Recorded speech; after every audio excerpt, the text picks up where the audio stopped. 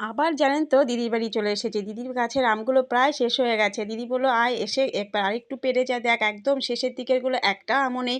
ওপরের কয়েকটা আম ছিল সেটাও কাকে খেয়ে ফেলে দিচ্ছে। ছাদে পড়ে আছে আম। তা দেখতেই পাচ্ছেন এগুলো সব ওপরের গাছের আম। এই যে নিচে পড়ে আছে পাকা আম। যাই হোক অনেক কষ্ট করে কিছুটা আম পেড়েছি। এই পেয়ারাগুলোও দেখলাম একদমই কচি, খাওয়ার মতো হয়নি এখনো। তা একবার আহিল দেখুন ওদের কলকে ফুল গাছ আছে ছাদের মানে এতটাই বড় যে ছাদ অব্দি উঠে গেছে নিচে থেকে।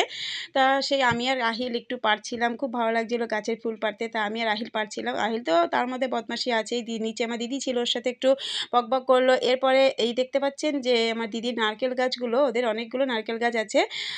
যাই হোক এবারে আমার একটু আম পাড়ার ইচ্ছে হলো। তাই সেই ছোটোবেলায় আম পেড়েছি। এবারে দেখি একটু চেষ্টা করি। দেখলাম হ্যাঁ পারছি, কোনো ব্যাপারই না।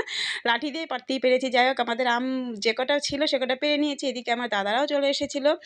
একটু সবাই মিলে আড্ডা মারলাম, একটু খাওয়া-দাওয়া হলো। এবার বাড়ি